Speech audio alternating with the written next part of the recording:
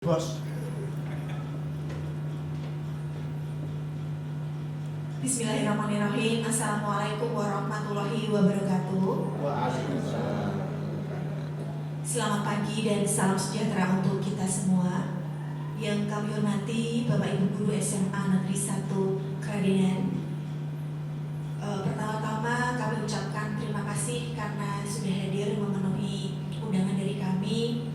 Selanjutnya marilah kita panjatkan puji syukur kehadirat Allah Subhanahu wa Ta'ala yang telah melimpahkan berkah dan rahmatnya kepada kita semua, bahwasannya hari ini kita dapat berkumpul di aula SMA Negeri 1 Kradenan dalam keadaan sehat walafiat.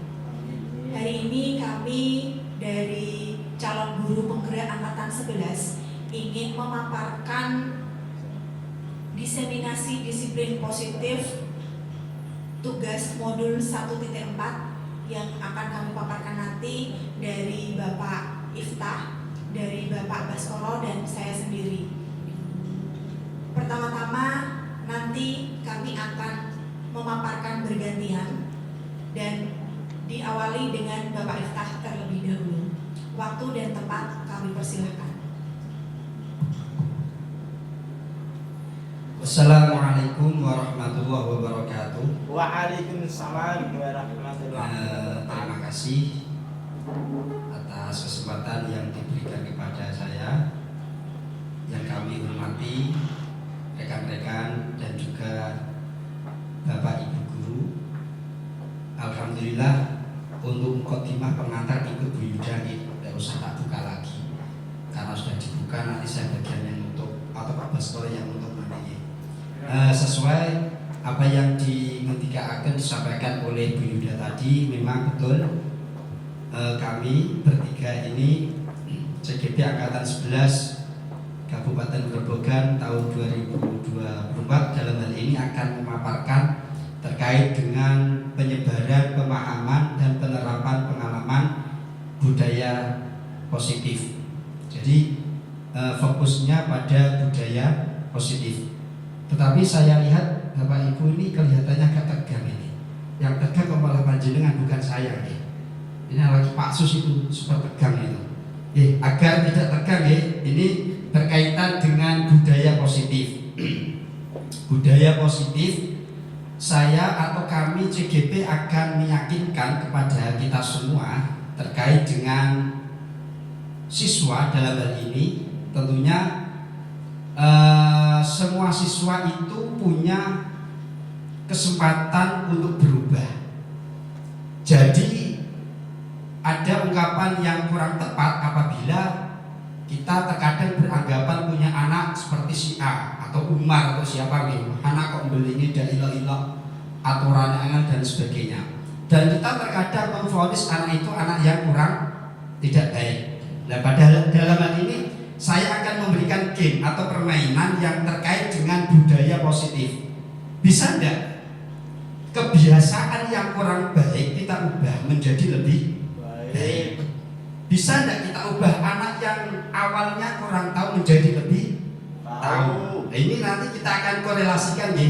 Nanti tolong untuk Bapak Ibu untuk berkenan mengikuti arahan saya terkait dengan ice breaking yang mengacu pada teori kontradiktif atau kebalikan. Jadi gini permainannya, ketika saya nanti menyampaikan ular, maka Bapak Ibu nanti menjawab panjang.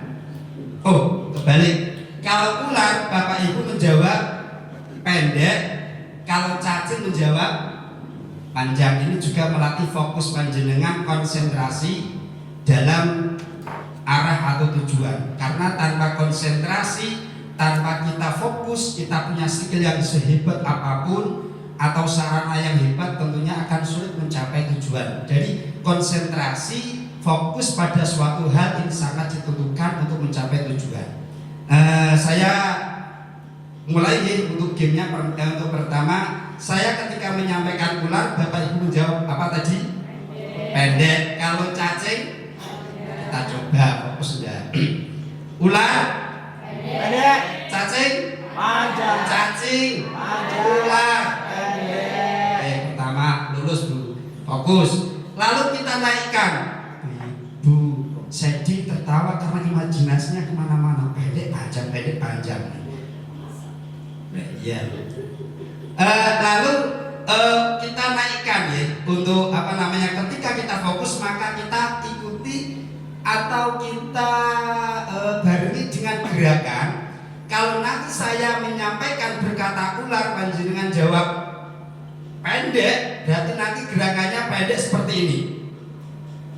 Bisa pendek seperti ini. Kalau panjang seperti ini. Paham ya? Pak Sus, kalau panjang tadi gimana Pak Sus?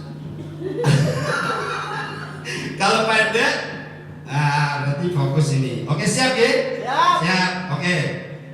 Ini kita nanti tes. Jadi kebiasaan yang memang walaupun tidak baik, tapi kalau kebiasaan yang sudah melekat itu bisa kita ubah dengan proses pembiasaan. Ini nanti terkait dengan budaya positif. Oke, siap? Ular. Fokus, pendek, gerakannya kok burina gini coy. Kurang fokus ini. Ini bahaya ini. Saya ulang ya. Ular. Pendek.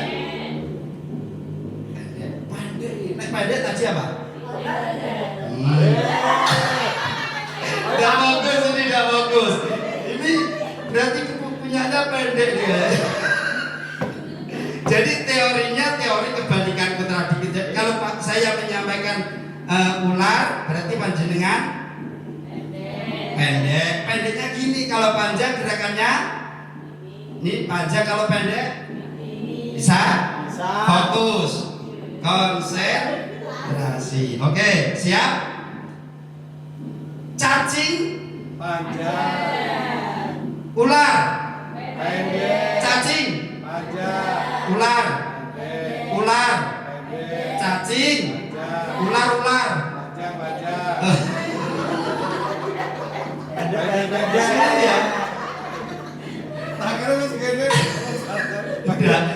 ini memang betul. Jadi anak sesulit apapun, sekolot apapun karakternya, kalau sudah kita kasih arahan dan kita biasakan, tentunya akan menjadi budaya positif. Bisa, pasti bisa, tidak mungkin tidak bisa. Tapi terkadang kita berhenti pada justifikasi pada untuk hal yang memang tidak, kamu tidak baik, ya itu salah. Oke, lalu tahapan yang ketiga, ini kita naikkan lagi. Nanti kalau saya memberikan pertanyaan, panjenengan setuju maka jawab dengan gerakan kepala. Kalau setuju panjenengan berarti gelengkan kepala. Kalau tidak setuju, anggukkan kepala. Bisa dipaham? Jadi kalau tidak setuju, anggukkan. Kalau setuju, gelengkan. Oke. Pertama, pertanyaan yang akan saya sampaikan, apakah Bapak Ibu semuanya sangat menikmati dan suka dengan kegiatan pada siang hari ini? Iya. Orang dikepraknya mau berarti dia suka. Tidak bagus deh. Ribut, saya ulangi ya. Apakah panjenengan semua sangat menikmati dan menyukai kegiatan pada siang hari ini? Oke. Tidak. Lalu, apakah panjenengan berkeinginan untuk cepat selesai pada kegiatan siang hari ini? Tidak. Aku orang ngomong tidak, gerakan. Oke, yang terakhir, apakah Bu Sasa sangat mencintai Pak Beni? Tidak. Waduh. Jadi nanti tolong jangan diterapkan di rumah ya. Nek diterapkan di rumah nanti bahaya, nanti terjadi perang dunia kesekian kali nanti, karena ketika garwa jenengan Pak, Bu, apa ini masakan saya gimana? Enak? Tidak. Loh, tidak enak. Nanti terjadi perang dunia. Oke, tepuk tangan untuk kita semuanya. Ini sedikit sebetulnya banyak yang kita dapat dari kegiatan Roka kemarin untuk SPG-nya. Lanjut untuk pada materi Pak Bu. Pada kesempatan ini yang akan kita sampaikan adalah slide pertama, Bu, judulnya.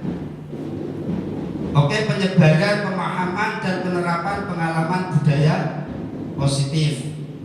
Ada konsep inti budaya positif, artinya untuk menciptakan budaya positif harus atau paling tidak melalui kesekian hal.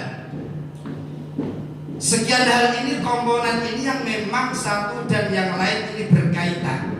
Antara yang pertama perubahan paradigma belajar, disiplin positif, nilai-nilai kebajikan sampai segitiga restitusi ini saling berkaitan. Yang pertama adalah perubahan paradigma belajar. Next, Bu. Oke, ini pembelajaran dengan paradigma baru. Paradigma ini bisa kita artikan nilai-nilai atau norma. Pembelajaran dengan paradigma baru merupakan pembelajaran yang dirancang berdasarkan prinsip pembelajaran berdiferensiasi. Ini perbedaan dengan cara konvensional. Kalau pembelajaran konvensional itu memang murid sebagai objek pembelajaran.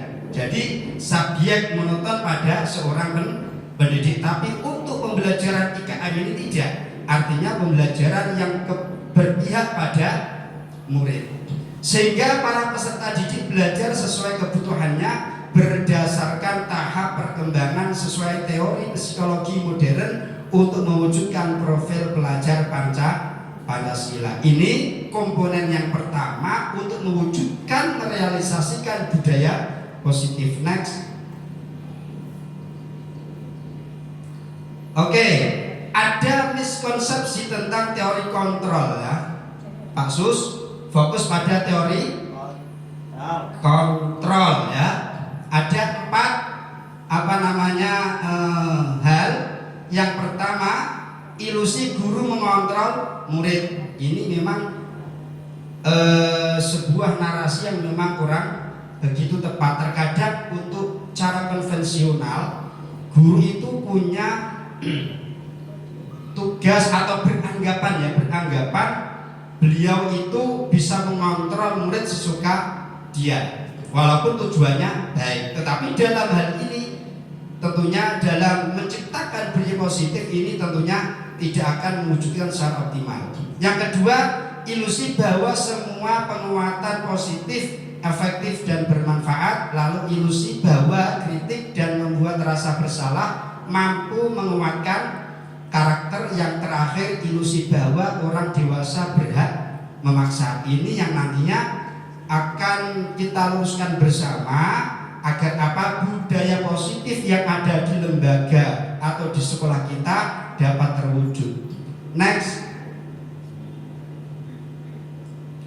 Oke, sebelum pada mengubah paradigma stimulus respon ke pendekatan teori kontrol, ini Bu Yuda, Pak Arif, ada teman-teman kita yang memang senior ini, baik angkatan ke-4, angkatan 7, angkatan ke-10. Nah, ini kami mohon untuk wawasan atau saran, atau bukan saran ya, pendapat panjenengan terkait dengan apa itu budaya positif. Saya minta kepada Bu Rina ini.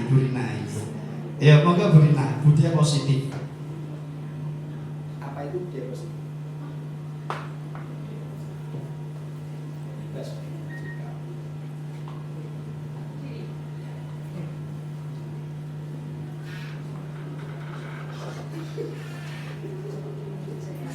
Terima kasih Pak Iftah atas penunjukannya.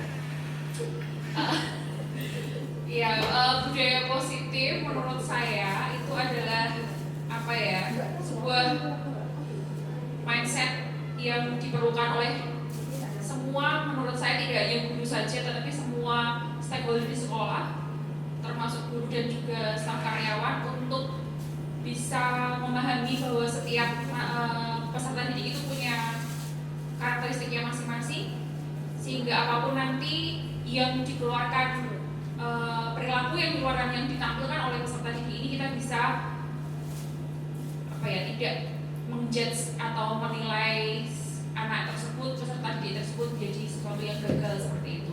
Jadi kita perlu melakukan pendekatan yang sesuai dan memahami posisi kita sebagai pendidik, terutama posisi kita sebagai apakah sebagai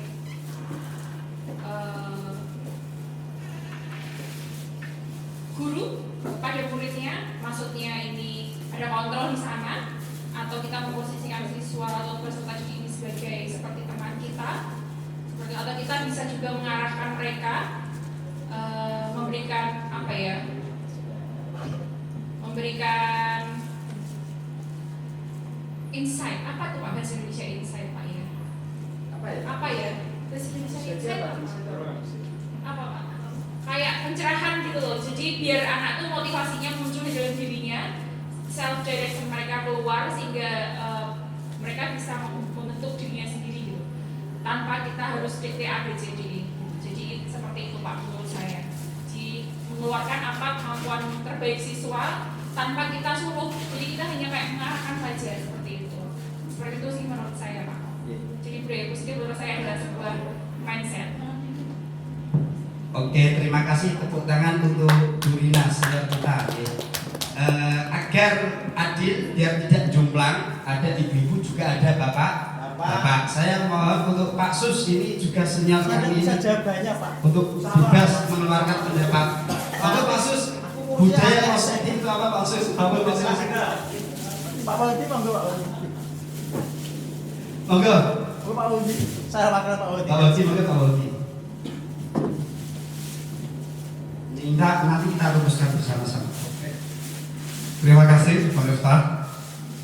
Mengenai budaya positif, menurut saya budaya positif itu adalah suatu kebiasaan yang baik itu berupa karakter dan juga perilaku yang bertujuan untuk mencerdaskan kehidupan bangsa. Nah, proses sendiri itu untuk membentuk karakter dan juga perilaku yang baik itu dinamakan budaya. Nah, kemudian dalam proses untuk pembiasaan itu kita sebagai generasi pendidik ya, terutama di kalangan pendidikan, kita adalah pendidik yang mana bertujuan untuk mengubah siswa memiliki kecerdasan dan juga berperilaku dan berkarakter yang baik, di mana karakter dan proses serta perilaku itu kita sebut dengan budaya positif. Demikian, terima kasih Pak Esta. Minta aplaus untuk Pak Wahudi. Terima kasih atas pendapat yang disampaikan baik dari Bu Rina dan Pak Wahudi. Bu Rina tadi menyampaikan budaya positif adalah nilai yang keluar dari dirinya sendiri.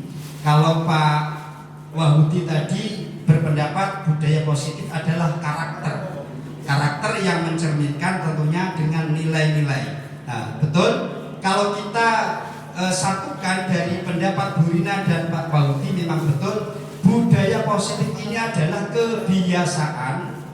Kalau kita terminologikan, budaya positif adalah seperangkat nilai, keyakinan dan kebiasaan yang dianut secara bersama-sama oleh warga sekolah. Itu terminologi daripada budaya positif. Jadi seperangkat nilai, keyakinan, kebiasaan yang dianut oleh warga sekolah, tentunya melibatkan stakeholder dan lain sebagainya. Nah, tadi sesuai yang disampaikan Bu Rina, artinya apa? Nilai yang muncul, yang keluar dari dirinya sendiri. Artinya apa? Perilaku positif itu yang dilakukan oleh anak tidak karena hukuman, tidak karena penghargaan atau apresiasi dari pihak luar. Maka dari itu kalau dalam modul 1.4 terkait dengan budaya positif adalah ada motivasi intrinsik dan ekstrinsik. Jadi ada motivasi yang dapat menguatkan karakter yang tentunya munculnya dari pribadinya sendiri yang mengacu pada nilai-nilai kebajikan universal. Apa itu nilai-nilai kebajikan universal? Tentunya nanti akan dibahas pada slide berikutnya. Budaya positif ini tadi juga Pak Waudi menjawab karakter. Betul? Kalau kita mengadopsi dari sekian terminologi para pemikir, para pakar, karakter ini adalah suatu tindakan yang timbul secara spontan. Jadi tidak ada ketakutan karena hukuman, tidak ada merasa bangga karena mendapatkan apresiasi. Itu namanya karakter, pembiasaan yang muncul secara spontan. Itu namanya budaya positif. Terima kasih kepada Bu Rina dan juga Bapak Waudi. Next, Bu. Tadi ada beberapa komponen di dalam mewujudkan budaya positif, diantaranya adalah budaya disiplin positif. Disiplin ini tentunya kita juga sudah familiar dengan istilah ini. Ada beberapa pendapat tentunya. Ada yang mengatakan disiplin itu tepat waktu, ada yang mengatakan disiplin adalah bermacam-macam pendapat ya. Tapi dalam hal ini akan kami sampaikan asal dari kata disiplin ini adalah disiplina. Ini kalau tidak salah dari bahasa Latin, walaupun di sini tidak ada kayaknya ya. Dari bahasa Latin yang artinya belajar. Artinya apa? Disiplin ini adalah suatu hal yang harus kita lakukan setiap saat, karena proses belajar tidak ada finishnya. Disiplin mengacu pada disiplin diri yang memiliki tanggung jawab. Ini termasuk nilai universal tadi. Tanggung jawab adalah nilai kebajikan. Suatu contoh misalkan melalui kesepakatan kelas. Tadi saya mapel PAI, saya buat kesepakatan. Misalkan untuk kalimat negatifnya tidak boleh atau jangan terlambat. Kita buat kalimat positifnya hadir tepat waktu. Nah, ini memuat nilai kebajikan, kedisiplinan. Lalu tanggung jawab terhadap apa yang dilakukannya berdasarkan nilai-nilai yang diyakini. Disiplin positif merupakan salah satu cara penerapan disiplin yang bertujuan untuk menumbuhkan kesadaran serta memberdayakan peserta didik tanpa imbalan. Ini tadi sudah saya sampaikan, reward ya, penghargaan atau ancaman. Tapi terkadang sampai saat ini pun Bapak Ibu untuk mewujudkan budaya positif ini memang perlu langkah dan cara yang memang harus istilahnya itu ada kekompakan di antara kita, baik itu kepala sekolah, guru, murid dan sebagainya, stakeholder yang ada. Tanpa itu tidak akan mungkin tercapai. Jadi bagaimana menerapkan disiplin positif terhadap anak agar mereka berperilaku positif tapi tanpa ada ketakutan karena mendapatkan hukuman dan sebagainya. Tentunya sebagai pendidik, tujuan kita adalah menciptakan peserta didik yang memiliki disiplin diri. Tentunya kalau kita awali dengan kalimat mutiara itu ada ya, ibda binafsi, mulai dari dirimu sendiri. Tanpa itu tidak mungkin kita dapat mendidik atau kita tidak akan mungkin merubah orang lain. Jadi ibda binafsi, mulai dari diri sendiri. Tanpa kita mulai dulu, kita memberikan keteladanan dulu, tidak akan mungkin siswa-siswa kita tentunya sesuai yang kita harapkan bersama. Sehingga mereka berperilaku mengacu kepada nilai-nilai kebajikan universal. Ada nilai tanggung jawab, ada disiplin, kesopanan dan sebagainya, dan memiliki motivasi intrinsik. Ini adalah yang tadi disampaikan oleh Bu Rina, karakter atau perilaku yang tentunya ditopang dari nilai kebajikan yang munculnya dari pribadi sendiri tanpa ada suatu tekanan dari luar. Ini intrinsik. Karena apa? Dia tahu tentunya mengacu pada 6 dimensi profil pelajar Pancasila. Yang pertama, beriman, bertakwa, dan berakhlak mulia. Itu yang pertama. Dalam perubahan perilaku yang lebih baik. Next. Ya, ini nilai-nilai kebajikan adalah nilai yang disepakati bersama, lepas dari suku, bangsa, agama, bahasa maupun latar belakangnya. Ada 3 macam ini tentunya yang kita anut dalam pendidikan calon guru penggerak kita dirangkum untuk nilai kebajikan adalah yang termuat dalam 6 dimensi profil pelajar Pancasila. Ada beriman dan bertakwa, berkebinekaan global, gotong royong dan sebagainya. Next. Dan ini komponen berikutnya untuk mewujudkan budaya positif. Apa toh kebutuhan dasar manusia itu? Nah, ini secara naluri manusia pasti punya yang namanya kebutuhan primer. Itu pasti, tidak mungkin tidak. Nanti kita sebutkan ada sekian, ada 5 atau 6 kalau tidak salah itu. Untuk pengertian kebutuhan dasar manusia adalah segala sesuatu yang kita lakukan untuk mendapatkan apa yang kita inginkan. Ini naluri tabiat manusia. Pasti mereka dan kita semua pasti punya keinginan untuk sesuatu hal yang kita capai. Seluruh tindakan yang kita lakukan memiliki tujuan tertentu dan semua usaha terbaik yang kita lakukan adalah dalam rangka agar kebutuhan dasar kita terpenuhi dengan baik. Tidak ada manusia yang pengen tidak enak, tidak ada manusia yang tidak pengen punya istri yang cantik, Pak Baskoro. Walaupun cantik itu relatif, dan sebaliknya Bu Yuda pun sama, dan mungkin atau semua wanita pengen cowok atau suami yang keren dan sebagainya. Ya, oke. Next. Ini ada 5 kebutuhan dasar manusia. Yang pertama bertahan. Nyun sewu, terkadang ada kasus.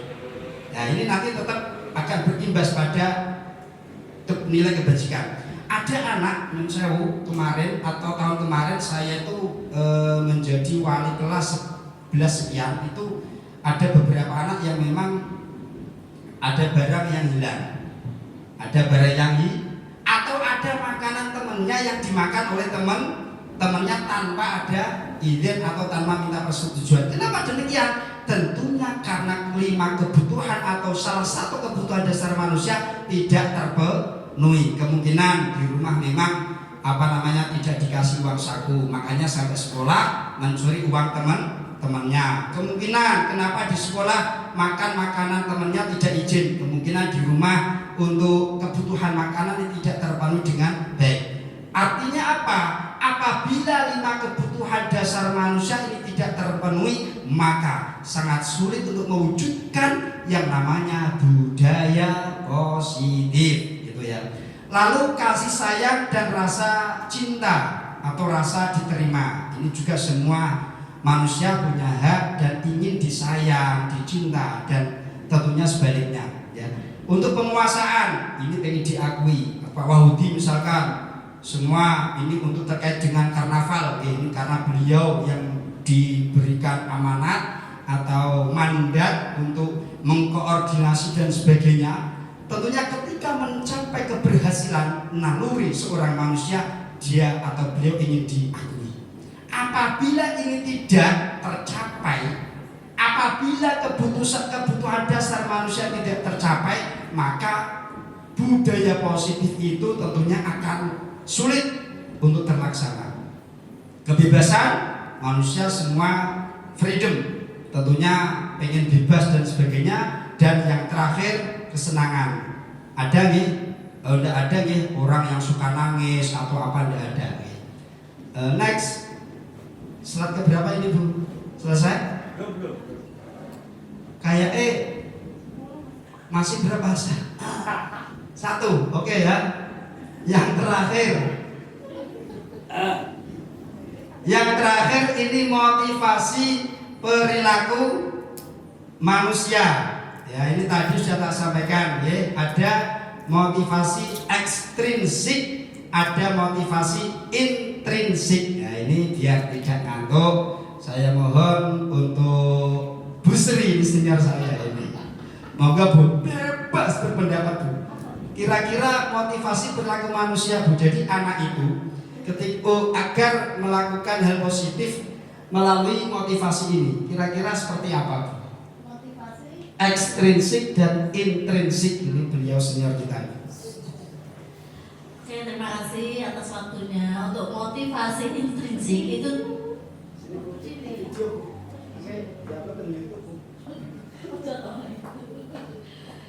Oke, untuk motivasi intrinsik itu tentu saja motivasi yang berasal dari dalam diri siswa atau individu itu sendiri. Jadi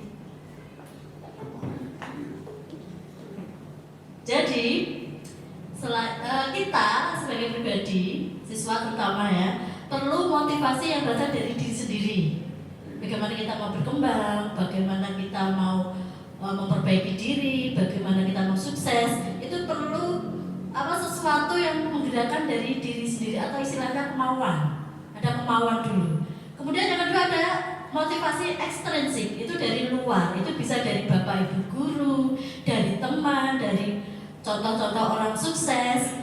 Itu akan menjadi pelengkap atau istilahnya sudah ada kemauan dari dalam diri sendiri ditambah dari dukungan dari luar.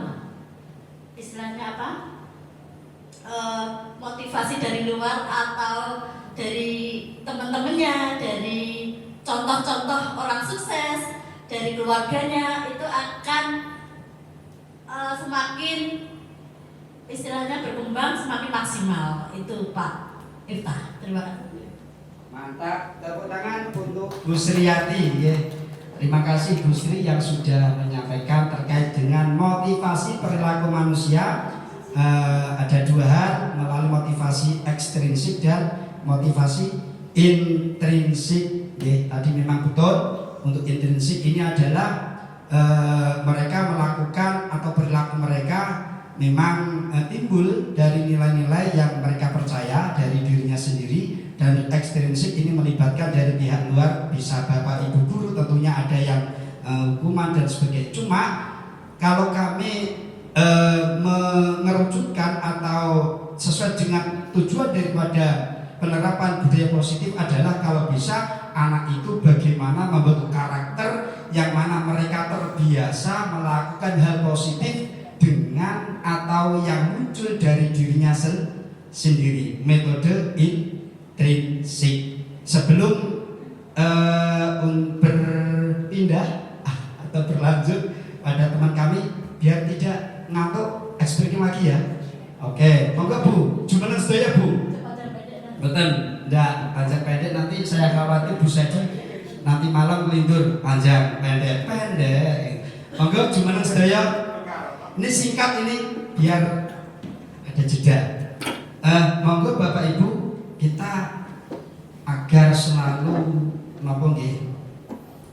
berpikiran positif, ini harus kita bangun aura yang positif. Jangan sampai kita membangun aura yang tidak baik. Untuk SBRK ini nanti saya mohon Bapak Ibu semua ini atau Bapak Walti yang saya atau Pak Beni jenengan satu meja dengan Pak Beni yang saya tolong berhadapan. Mungkin Pak Beni Pak Beni berhadapan. Tolong diamati, dipandang matanya, hidungnya, dan nanti hitungan mulai dari 1 untuk Pak timenya 30 detik. Tolong jenengan nanti memandang fokus wajah teman panjenengan dan senyum sendiri dan harus giginya kelihatan. Saya yakin akan tertawa nih. Walaupun pertama agak manyun tapi terbiasa. Wah, kok pengen jenengan malah.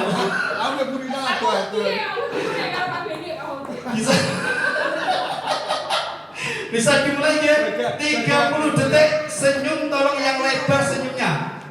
Ayo. Oke.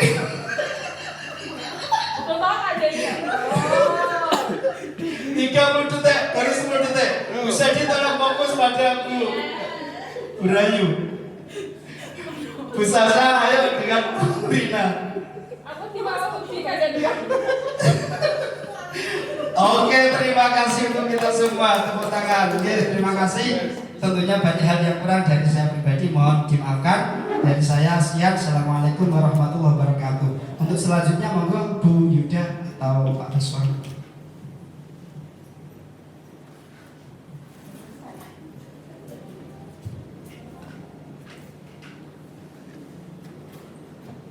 Bismillahirrahmanirrahim. Terima kasih atas waktu yang diberikan pada saya. Sebelumnya Perkenalkan, nama saya Puspayu Dewitarini dari SMA Negeri 1 Kradenan, calon guru penggerak angkatan 11. Dalam kesempatan kali ini saya akan memaparkan presentasi yang tadi sudah dilanjutkan rekan saya Bapak Iftah. Nah, berkaitan tadi dengan disiplin positif dan motivasi, tentunya tadi Bapak Ibu guru dan rekan-rekan semua ketika datang di aula, kira-kira motivasinya apa gitu? Tadi kan ada motivasi yang kalau siswa kan tadi ada motivasi tadi tentang hukuman, yang kedua motivasi mendapatkan pengakuan, yang ketiga motivasi dalam dirinya sendiri. Oh ternyata Bapak Ibu guru itu datang ke sini dan pagi hari ini itu Karena Pak. terima kasih. Nah, setiap hari pastinya kita melakukan aktivitas dan pastinya itu ada motivasi tersendiri yang ada di dalam diri kita. Nah, tadi adalah contoh sederhana sekali motivasi motivasi sederhana yang ada di diri kita sendiri. Nah, melanjutkan tadi motivasi. Nah, ini ada kaitannya. Yang pertama hukuman, konsekuensi dan restitusi. Nah, untuk yang pertama hukuman, kalau hukuman itu pasti kita laksanakan itu yang pertama karena tidak ada rencana atau tiba-tiba. Yang kedua, murid tidak tahu apa yang akan terjadi atau murid itu biasanya tidak dilibatkan. Selanjutnya, ketika hukuman itu biasanya bersifat satu arah karena kalau hukuman itu biasanya dari satu pihak saja. Kemudian bisa hukuman fisik atau psikis. Misalkan saja, ketika kita ketemu siswa, entah di kelas atau mungkin di lingkungan sekolah, ketika siswa tersebut tidak melaksanakan tata tertib dengan baik, pastinya tidak memungkiri kita hanya manusia biasa. Kemarahan itu pasti ada. Nah, pasti seketika kita akan menyebutkan hukuman untuk siswa tersebut. Tadi sudah disampaikan, hukuman itu memang biasanya secara tiba-tiba dan tidak terencana. Karena hukuman itu biasanya dari satu sisi saja, karena terjadi karena sikap siswa yang tadi sudah melanggar peraturan atau kesepakatan yang sudah disepakati bersama.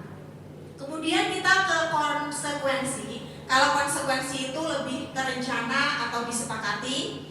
Kemudian murid tetap dibuat tidak nyaman dan sikap guru selalu memonitor murid.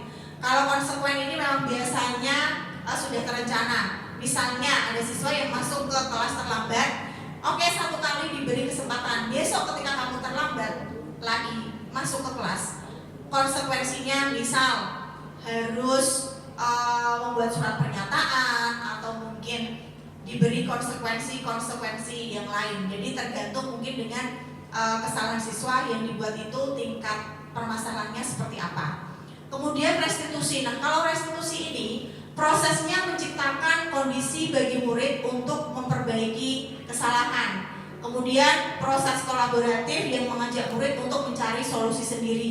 Jadi mungkin ketika nanti murid ada kesalahan, kita restitusi terlebih dahulu, kita tanya kenapa murid tersebut melakukan kesalahan, kita tekankan lagi kesalahannya apa. Nah, terus kemudian yang terakhir itu proses kolaboratif, jadi ada komunikasi antara murid dan guru tersebut, jadi tidak terjadi hukuman satu sisi saja.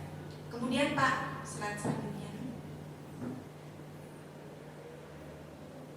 Nah, kemudian ada 5 posisi kontrol kita sebagai guru. Yang pertama, penghukum. Yang kedua, pembuat merasa bersalah. Selanjutnya, teman, pemantau, dan manajer. Jadi kita sebagai guru itu ada 5 posisi kontrol guru. Nah, ketika kita menghadapi siswa yang bermasalah, posisi kontrol apa kita? Kita sebagai guru memposisikan diri seperti apa? Kemudian nah, ini adalah contoh penerapan 5 posisi kontrol guru. Di sini saya sudah menyediakan satu kasus ketika ada siswa tidak memakai atribut lengkap saat upacara bendera. Jadi nanti bisa diterapkan di 5 posisi kontrol kita sebagai guru. Jadi supaya nanti kita tidak hanya fokus di satu posisi kontrol saja, semisal satu hanya dihukum. Jadi ketika secara tiba-tiba kita pada hari Senin melihat siswa mengikuti upacara bendera, tidak mengenakan topi, tidak mengenakan dasi, posisi kita prosentasenya lebih tinggi sebagai penghukum. Nah, jadi kita supaya imbang menjadi posisi kontrol yang lainnya juga. Nah, kasus tadi kita lihat dari sisi posisi kontrol penghukum. Misalkan siswa diberi hukuman hormat pada bendera selama 1 jam. Jelas di situ posisi kontrol kita sebagai penghukum. Semisal hukuman lain lagi, siswa langsung dikeluarkan ke barisan untuk membuat barisan tersendiri dan menghadap ke sinar matahari atau menghadap ke barisan temannya. Itu juga posisi sebagai penghukum. Kemudian ketika posisi pembuat merasa bersalah, kita sebagai guru berkomunikasi, berapa kali ibu harus memberitahu kamu? Kamu selalu saja mengecewakan ibu. Mungkin ini tergantung dengan siswa yang kita hadapi ya. Kalau Umar yang kita hadapi atau Doni, kita komunikasi kayak gini ya kayak komunikasi muspro atau apa nggih? Percuma. Nah, sia-sia. Sekali 2 kali, Umar, kamu kenapa nggak pakai topi? Nah, itu pasti akan diabaikan. Jadi mungkin tergantung karakter siswa atau siswa yang kita hadapi. Karena tidak memungkiri juga kita Bapak Ibu guru itu pasti punya perasaan, tergantung siswa seperti apa yang kita hadapi ya. Kemudian lanjut Pak.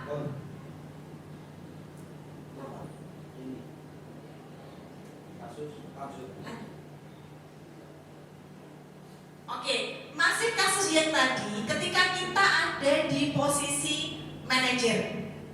Apakah kamu tahu kesalahanmu? Kira-kira bagaimana kamu memperbaiki kesalahanmu? Nah, ini tadi hampir sama dengan hal yang sebelumnya tadi ya.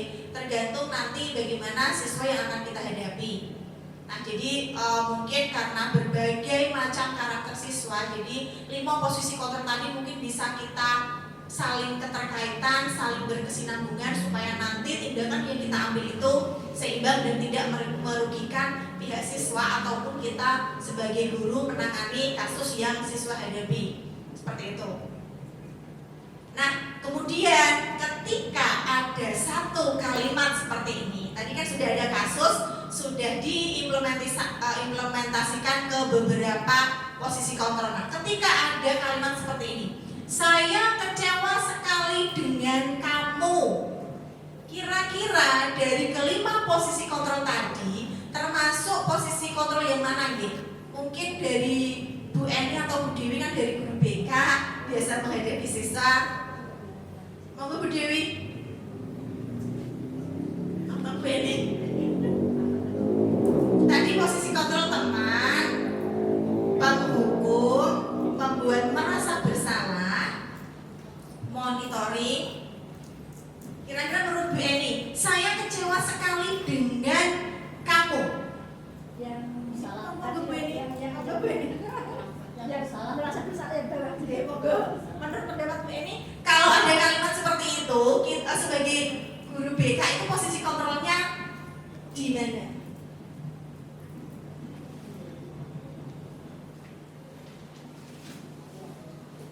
Pak, mungkin bisa ditampilkan slide sebelumnya tapi kesannya mengingat Bu Eni. Nah, kalau manajer ini Bu, apakah kamu tahu kesalahan Anda? Sebelumnya lagi Pak. Pemantau, yang atau atasnya lagi Pak. Nah ini apa? Kalau menurut saya itu posisi kontrol yang membuat merasa bersalah. Kenapa Bu? Tadi Pak mungkin slide-nya. Nah, membuat merasa bersalah ini bukan kalimat Saya kecewa sekali dengan kamu karena ini mungkin anak ini sudah berkali-kali untuk melakukan pelanggaran. Jadi lebih tepat untuk yang merasa bersalah. membuat merasa bersalah. Karena kita harus melihat kalau anak yang baru melakukan kesalahan sekali saja nggak mungkin sampai dulu. Guru dia Bu. Iya, matur nuwun sangat Bu Eni. Nah, ini adalah pendapat dari salah satu guru BK. Ketika ada kalimat yang diucapkan Bapak Ibu guru, saya kecewa sekali dengan kamu. Nah, jadi dari kelima posisi kontrol tadi, contoh kalimat tersebut adalah posisi pembuat merasa bersalah. Jadi mungkin ketika siswa sudah melakukan kesalahan beberapa kali, satu kali diingatkan tidak ada progres yang baik ke depannya, nah mungkin ada beberapa kalimat yang bisa mengetuk hati siswa, karena kadang tidak memungkiri juga ketika kita melaksanakan pendekatan melalui siswa, diajak ngobrol secara baik, ketika ada, kamu tidak terlalu ke bawah Pak tadi yang atasnya. Nah, saya kecewa sekali dengan kamu. Jadi mungkin dengan satu kalimat ini membuat merasa bersalah supaya nanti mungkin akan tumbuh rasa siswa untuk lebih bertanggung jawab seperti itu. Kemudian Pak, nah kemudian ada contoh lagi, kamu tidak pernah benar melakukannya. Nah, dari kelima posisi kontrol tadi kan membuat merasa bersalah sudah. Kira-kira posisi kontrol apa ini? Penghukum, pemantau, atau apa? Bu Sedi silahkan.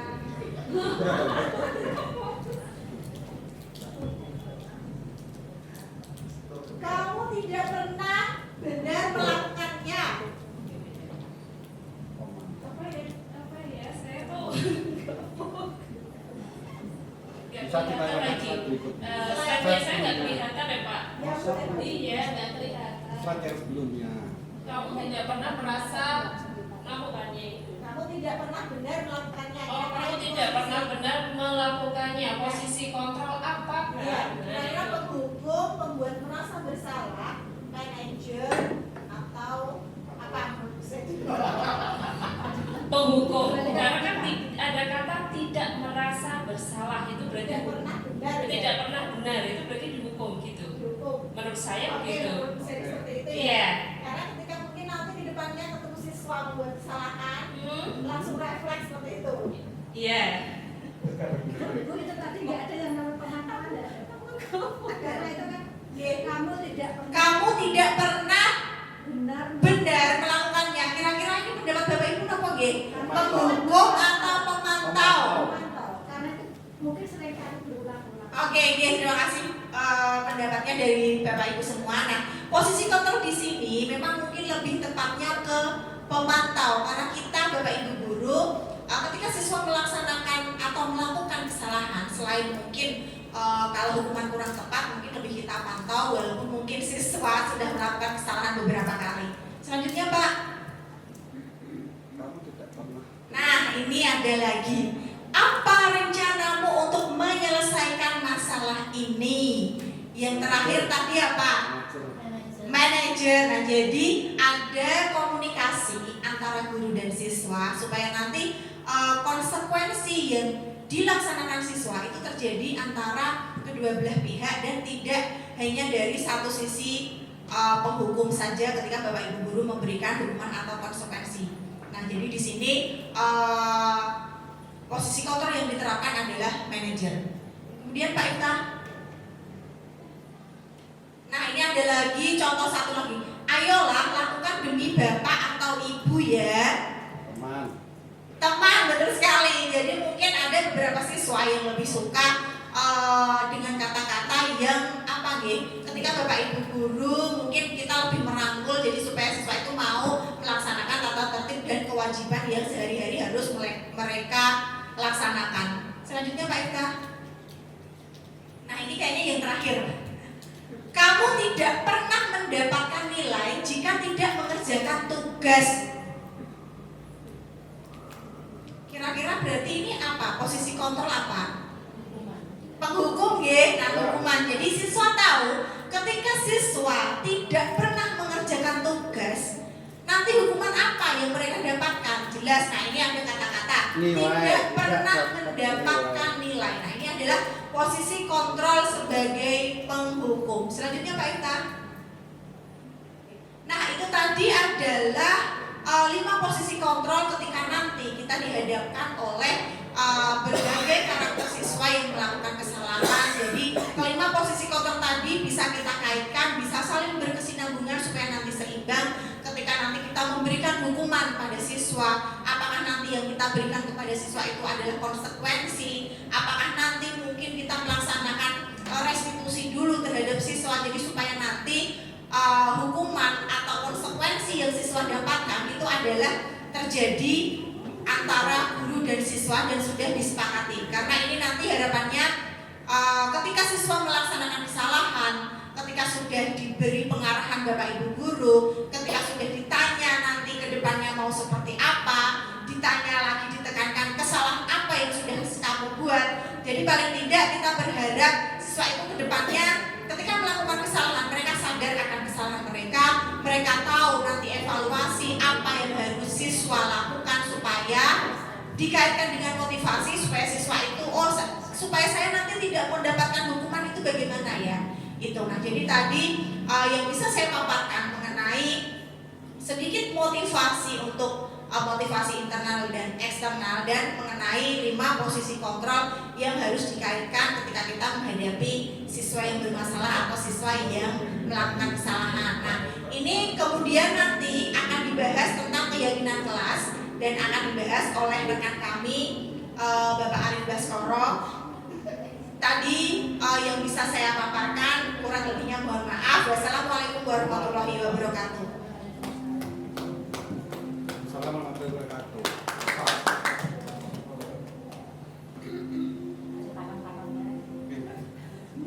Tapi nak kok kayak jawaban saya. Terima kasih untuk Puspa karena memberikan waktunya. Izin Bapak Ibu untuk melanjutkan presentasi tentang keyakinan kelas. Mengapa keyakinan kelas? Mengapa bukan peraturan kelas? Menurut pemahaman saya adalah keyakinan kelas itu adalah sebuah kesepakatan antara siswa dan guru. Jadi membuat keras ya. Mulai keras ya. Jadi keyakinan kelas itu menurut saya adalah sebuah kesepakatan antara siswa dan guru.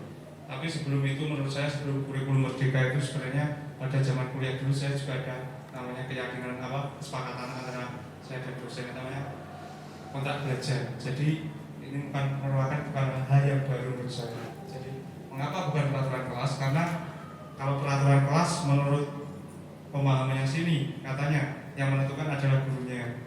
Tapi pemahaman saya, ya kalau saya membuat peraturan kelas juga melibatkan siswa dominan ke guru saja. Itu pemahaman saya. Jadi keyakinan kelas itu maksudnya adalah motivasi intrinsik dari dalam diri dan dia berusaha untuk mendisiplinkan dirinya biar menaati aturan itu sendiri. Jadi sepakat antara dua belah pihak. Next Pak Iftah. Jadi pembentukan keyakinan kelas yang pertama adalah bersifat abstrak, kemudian berupa pernyataan bersifat universal. Universal bahasanya umum, biar tidak multi tafsir, jadi secara umum. Kemudian dibuat dalam pernyataan positif. Kemudian sedikit saja agar mudah diingat, poin-poinnya saja. Terus sesuai dengan kondisi kelas atau sekolah, mungkin sekolah di SMA Kradenan atau mungkin sekolah yang ada di SMK itu mungkin SMK mungkin swasta itu mungkin berbeda mungkin kesepakatan kelasnya atau keyakinan kelasnya. Kemudian semua warga sekolah atau kelas yang didapatkan dalam pembentukan keyakinan kelas. Next Pak, biar cepat Pak. Ini salah satunya adalah kemudian segitiga restitusi, suatu proses dialog yang dijalankan oleh guru agar dapat menghasilkan murid yang mandiri dan bertanggung jawab. Yang pertama adalah menstabilkan identitas, kedua validasi tindakan salah, dan yang ketiga adalah menanyakan keyakinan. Sebenarnya Bapak Ibu semua ini sudah menguasai semua. Saya di sini tuh kayak menguasai segoro ya, luas. Next Pak. Nah, yang pertama adalah menstabilkan identitas. Apa itu? Berdasarkan prinsip membuat kesalahan dari bagian dari proses pembelajaran. Itu ciri-cirinya adalah kata-katanya adalah berbuat salah itu wajar, normal ya. Kemudian tidak ada manusia yang sempurna. Ada nggak Pak Iftah manusia yang sempurna? Nggak ada ya Pak ya. Makanya ada pasangan saling melengkapi.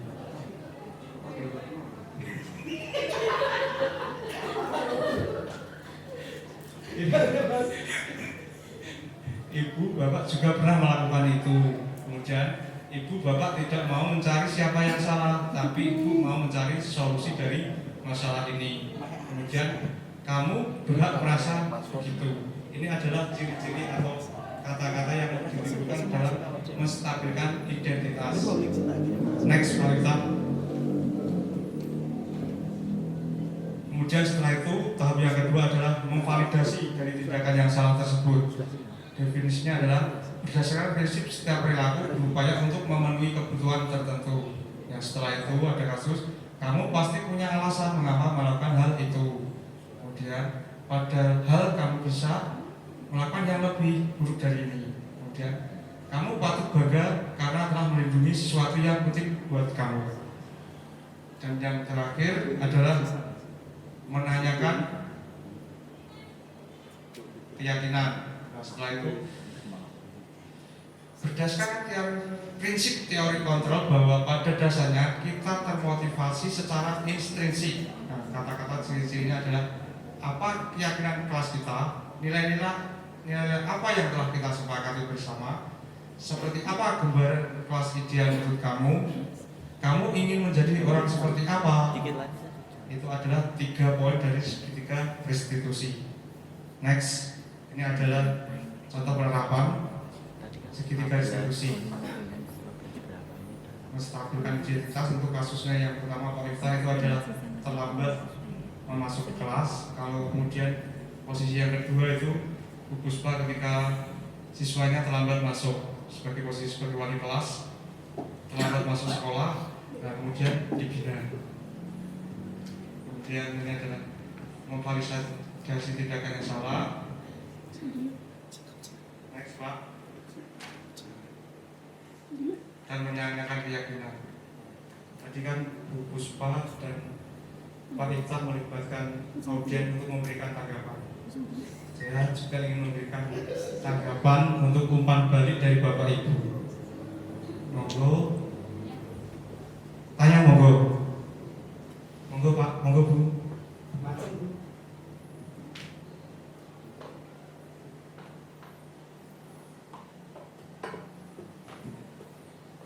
Terima kasih Bapak Baskoro dan Bu Yuda dan Pak Ifta. Ini kan panjenengan semuanya kan masih baru ilmunya. Ini saya mau menanyakan sesuatu yang saya temui di lapangan ketika saya mencoba menerapkan segitiga restitusi ini, Pak Baskoro. Jadi penerapan segitiga restitusi ini untuk mewujudkan disiplin positif ini kan perlu proses yang lumayan panjang, tidak instan gitu hasilnya. Nah, saya tuh mendapatkan 2 tantangan, Pak. Yang pertama, ketika mencoba menerapkan disiplin positif dengan menerapkan segitiga restitusi ini, belum sampai anaknya ini menunjukkan perubahan sikap, perubahan perilaku, anaknya ini sudah melakukan kesalahan yang lagi yang sama. Berarti ada ketidakkonsistenan di antara kata-katanya dan perilakunya dia. Yang pertama, yang kedua, kan kita dalam menjalankan disiplin positif ini, terutama segitiga restitusi kan tidak bisa sendiri. Kita perlu kolaborasi dengan berbagai pihak, gitu. Nah, itu yang kami agak sulit mencapai itu bersama, karena kadang ada satu pihak yang oke, kita udah paham banget, kita perlu tahu prosesnya, tidak instan, tetapi di satu sisi kudu segera, harus segera, seperti itu. Nek nggak ada kurang hasilnya gimana, kita harus tindak lanjut yang lain, seperti itu Pak. Jadi saya mohon sarannya dari Bapak Ibu semuanya, ya ilmunya masih baru, tolong kami diberikan saran atau masukan seperti itu. Menurut panjenengan sebaiknya gimana, Mbak? Seperti itu, Pak. Pada siapa ini? Ya. Oh. Bisa diceritakan contoh kasusnya, Bu? Untuk hematnya nggak usah diceritakan, Pak. Oh, gimana, Bu? Kan menemukan 2 kasus. Nanti masih objeknya harus berbeda-beda. Contohnya, ketika anak terlambat, kita sudah mencoba menggunakan pendekatan posisi kontrol sebagai manajer, gitu kan ya, biar anak ini tidak merasa terhakimi karena setiap manusia kan melakukan kesalahan tuh. Ditanyain, sudah ditanya baik-baik, terus kira-kira nanti rencana selanjutnya mau gimana biar gak terlambat lagi.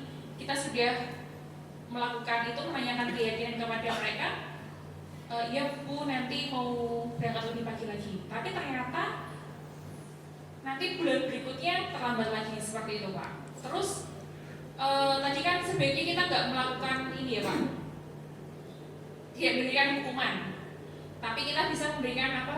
Yuda, selanjutnya konsekuensi atau apa tadi? Restitusi kan? Nah, dari ketika penerapan restitusi ternyata berarti kan restitusinya belum berhasil tadi karena anaknya mengulangi kesalahan yang sama. Terus akhirnya kita kembali ke konsekuensinya. Jadi kalau kamu terlambat, kita memberikan konsekuensi ini. Konsekuensinya itu juga atas kesepakatan bersama. Ternyata menurut mereka terlalu ringan konsekuensinya, sehingga anak ini mau mengulangi lagi. Kayak nggak berat gitu loh Pak, mengulangi lagi. Seperti itu Pak. Jadi besoknya ternyata selang berapa kali, selang seminggu kemudian atau 2 minggu kemudian hanya terlambat lagi. Contohnya seperti itu. Seperti itu. Jadi apa saran yang sebaiknya kita lakukan? Apakah kita perlu desiminasinya mungkin nggak hanya ke sebagian Bapak Ibu guru atau harus ke semuanya, atau seperti apa menurut dia ilmunya masih baru gitu loh maksudnya? Kalau menurut saya Bu ya, kalau untuk yang kasusnya pentingnya Terima tadi, kasih ya Pak. cepat dulu Bu. Kalau menurut saya yang pertama itu selama saya menjaga di depan itu, yang pertama saya itu yang saya rasakan hal pertama harus sabar Bu. Sabar. Jadi nanti kalau seperti itu lagi ya sabar lagi Bu. Nah, monggo Bu, ada yang mau ditanggapan? Aku juga. Iya, ya seru gitu. Oke, saya bantu untuk bisa menjawab karena saya sudah juga pengalaman juga memang untuk restitusi prosesnya memang luar biasa panjang. Kadangkala kita Bapak Ibu tidak sabar untuk ke sana dan tidak semua Bapak Ibu punya ilmu ke sana. Karena restitusi tidak hanya milik guru BK, tetapi semua Bapak Ibu guru. Itu dipraktekkan Bapak Ibu guru. Contoh kecil kan pada saat kita ada anak terlambat, mungkin tidak berkali, kita kan nggak tahu anak itu terlambat sudah berapa kali. Pertama yang kita tanyakan jangan langsung kenapa kamu terlambat, jangan seperti itu. Tapi kalimat yang pertama muncul itu diawali ini ya, why, mengapa, apa yang kamu lakukan tadi pagi, mengapa kamu hari ini terlambat. Nanti anak akan cerita. Nah, kadang-kadang seperti itu, Bapak Ibu guru, apa istilahnya, nggak sabar ya. Seperti yang dikatakan Pak Baskara, sabar memang. Tetapi langkah-langkah itu kita harus punya dulu Bapak Ibu. Seperti yang disarankan Bu Rina, kita harus punya ilmunya dulu. Ya, punya ilmu, kita belajar semuanya. Dia tahapan restitusi kita laksanakan karena tidak mudah.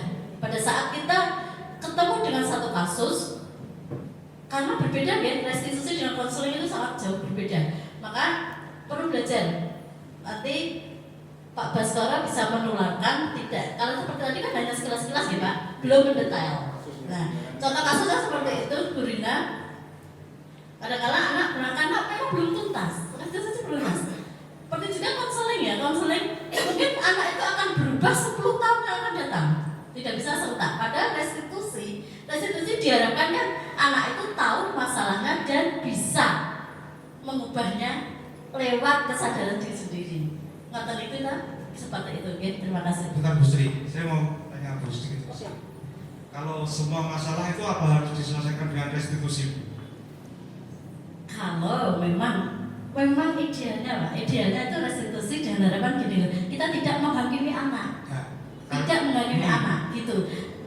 Sebenarnya seperti itu, tetapi di lapangan, memang di lapangan kita kan ketemu dengan berbagai karakter siswa dan kemampuan Bapak Ibu guru berbeda. Nah, itu kan ibaratnya dia melanggar sebuah aturan ya Bu. Dari itu harus restitusi ya. Kalau ada permasalahan gini Bu, semisal satu kasus tawuran Bu, itu masalah pidana.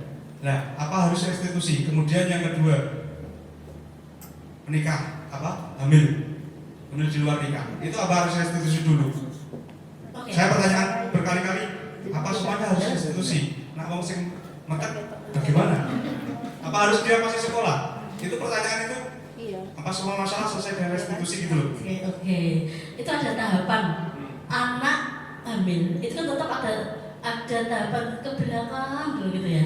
Setidaknya gini, pada saat dia hamil itu kan yo memang salah anak, tetapi kita sebagai bapak ibu guru tidak bisa langsung menghukum menjat bahwa ini salahmu, jadi akan ini psikisnya. Kalau kita menahan waktu psikisnya akan down. Dia benar dia salah. Tetapi tidak bisa kita langsung menyalahkan biar anak itu tetap psikisnya tidak turun. Nah, kalau masalah seperti itu tetap kita kan kolaborasi dengan pihak terkait. Contoh tadi apa? Selain hamil apa tadi? Tawuran. Tawuran. Nah, pada saat itu kan kasusnya tetap ditangani saat itu. Tetapi ke belakangnya pada saat tawurannya anak itu kan jadi anak kita. Nah, disitulah restitusinya. Di situ. Nah, pada saat itu tetap menggandeng dari pihak lain. Tapi pada saat sudah kembali ke sekolah kita, tugas kita mengembalikan mental anak itu. Pada saat itu kan mungkin dihukum Pak polisi dan sebagainya, kita mengembalikan mental itu yang sulit. Restitusi itu sulit. Itu Pak. Ya itu kan nanti melanggar aturannya kan kalau sekolah itu SMA itu tidak boleh menikah. Nah, sedangkan damai otomatis ada konsekuensinya. Jadi dikeluarkan. Berarti restitusinya nggak berjalan. Oh, maksudnya itu ya. Dan sekolah itu memang sekarang nggak bisa ya mengeluarkan, tapi mengundurkan diri, mengundurkan diri. Tapi akhirnya kan restitusinya gagal juga.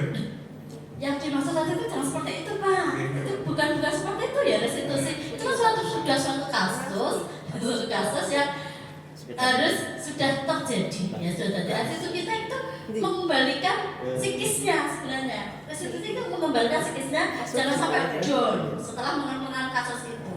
Gitu.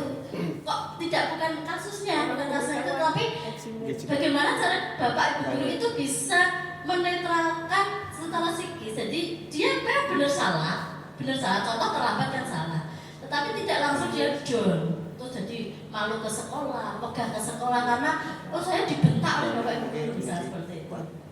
Itu loh Pak PR kita. Ya, silakan monggo. Kasus Pak, langsung baca kasus. Ini sesuatu yang memang harus diulik ya sampai tuntas, karena mengenai restitusi itu riskan sebetulnya untuk di sekolah-sekolah ya. Kalau yang apa yang disampaikan Bu Sri betul, tetapi itu semua juga tergantung dari pemahaman Bapak Ibu guru yang lain. Memang tidak hanya tugasnya dari guru BK, semua Bapak Ibu guru itu juga harus mengetahui tentang restitusi disiplin diri di sekolah. Nah, dari pengertian restitusi dulu kita kan harus memahami restitusi itu untuk kerugian yang diberikan oleh siswa setelah siswa itu melakukan tindakan yang merugikan, ya kan? Sebetulnya kan itu. Nah, kemudian bagaimana cara kita untuk memberikan restitusi kepada siswa yang melakukan pelanggaran tersebut? Itu sudah ada tahapan-tahapannya dan sudah ibaratnya sudah didiskusikan dengan ibaratnya pemangku sekolah. Nah, kita tidak bisa berjalan sendiri menentukan ini kamu karena melakukan tawuran, karena kamu hamil. Kan tidak mungkin kita menyelesaikan sendiri. Kita harus ada koordinasi dengan stakeholder yang ada di sekolah. Apa yang ingin atau tindakan apa yang akan kita lakukan untuk siswa tersebut, kita harus menyelidiki, mencari tahu dulu latar belakang permasalahannya. Mengapa toh kamu kok bisa melakukan ini? Terus misalnya kamu melakukan ini, akibatnya yang akan kamu terima apakah kamu tidak tanggung? Nah, seperti itu Pak. Jadi kita harus mencari sumber atau permasalahan mengapa dia melakukan tindakan seperti itu dulu. Nah, penanganannya nanti kita bisa menyelesaikan dari itu. Apakah dia diajak temannya? Apakah dia dengan sendirinya itu? Kalau diajak temannya beda, nanti pada saat dia yang menjadi pelaku utamanya itu beda lagi. Restitusinya kan akan berbeda lagi nanti. Seperti itu. Jadi kita harus mencari sumber permasalahannya, yang melatar belakangnya anak tersebut melakukan itu. Seperti itu. Mungkin ada tambahan lagi? Cukup ya? Monggo. Terima kasih presentasi dari kami. Monggo Bu Puspa untuk menutup presentasi hari ini.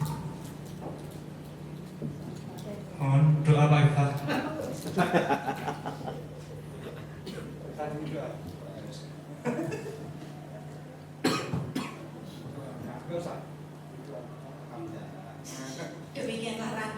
acara pada hari ini. Demikianlah tadi pemaparan dari kami tentang disiplin positif. Kami mohon maaf yang sebesar-besarnya apabila tadi dalam penyampaian kami ada beberapa hal yang kurang berkenan di hati Bapak Ibu. Kemudian nanti semoga kedepannya ilmu yang kami cari, ilmu yang kami pelajari selama ini bermanfaat untuk kami bertiga tentunya. Karena di sini kami masih berproses untuk belajar dan perjalanan kami juga masih jauh sekali. Karena ketika di BNN mungkin kami baru berangkat atau dimi-dimi. Jadi nanti kami pastinya masih perlu sekali dengan Bapak Ibu ke depannya. Nah, hari ini acara cukup sekian dan ditutup dengan alhamdulillah. Alhamdulillahirrahmanirrahim. Terima kasih atas kehadiran panjenengan sedoyo dan kami mohon maaf karena telah mengganggu aktivitasnya. Terima kasih sekali karena sudah kersa rawuh untuk memenuhi undangan dari kami. Cukup sekian. Selamat pagi. Wassalamualaikum warahmatullahi wabarakatuh. Waalaikumsalam warahmatullahi Dan terima wabarakatuh. kasih ini sebenarnya